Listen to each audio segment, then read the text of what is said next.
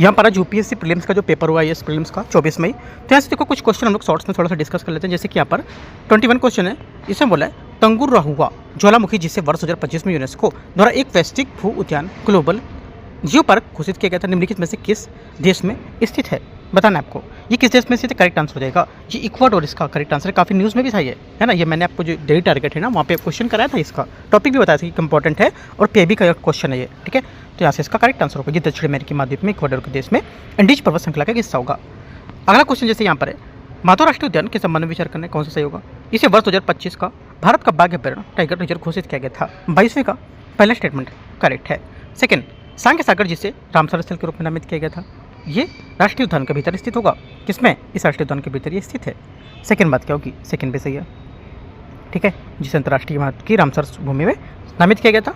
तीसरी बात है इसका क्षेत्रफल मध्य प्रदेश और राजस्थान के बीच साझा होता है। तीसरी बात गलत है क्योंकि माधव राष्ट्रीय उद्यान का पूरा क्षेत्रफल पूरी तरह से केवल मध्य प्रदेश के भीतर आता है। इसका क्षेत्रफल राजस्थान के साथ साझा नहीं होता है। राजस्थान की सीमा के पास जरूर है लेकिन साझा नहीं होगा। 1 2 सिर्फ करेक्ट है, आंसर बी, ठीक है।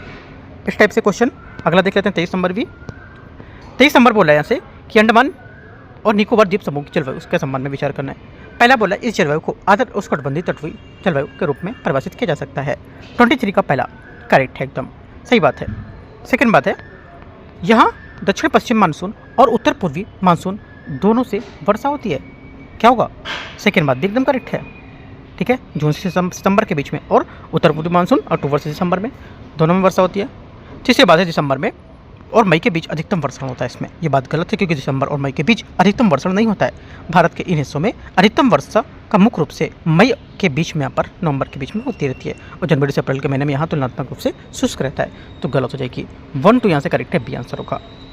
24 जैसे कि बोला है निम्नलिखित में से कौन सा भौगोलिक लक्षण अथवा परिघटना का प्रायद्वीपीय खंड से संबंध है? तो आंसर हो जाएगा 24 का यहाँ से। एक तो पहला विवर्तनिक क्रियाओं का पश्चिमी तट से भागों में जलमग्न होना, अवशिष्ट जो पर्वत श्रृंखलाएं जैसे यहाँ पर वेलिकोंडा पहाड़ियों और महेंद्रगिरी पहाड़ियों की उपस्थिति होना, ये बात भी करेक्ट है। तीसरी बात है तेज बहाव वाली नदियों द्वारा गहरी वी आकार की घाटियों का निर्माण करना, ये बात यहाँ से गलत है क्योंकि तेज बहाव वाली नदी घाटियों में वी आकार नदी घाटी और घाट का निर्माण मुख्य रूप से हिमालय युवा पर्वत लक्षण होगा और ये प्रायद्वीपीय भारत की नदियाँ बूढ़ी हो चुकी हैं और वे उतली चौड़ी और कम ढाल वाली घाटियाँ होती हैं। तो ये गलत होगी। 1 2 सब करेक्ट है। तो यहाँ से देखो तीनों क्वेश्चन का आप देख रहे हो कि आंसर 1 2 करेक्ट आ रहा है ना। तो अगर आपने अच्छे से किया होगा तो क्वेश्चन आप कर पाओगे इसका करेक्ट। और बेसिक क्वेश्चन हम लोग यहाँ पर देखते रहेंगे। बाकी PDF हम आपको व्याख्या के साथ टेलीग्राम पर शेयर करेंगे, ठीक है।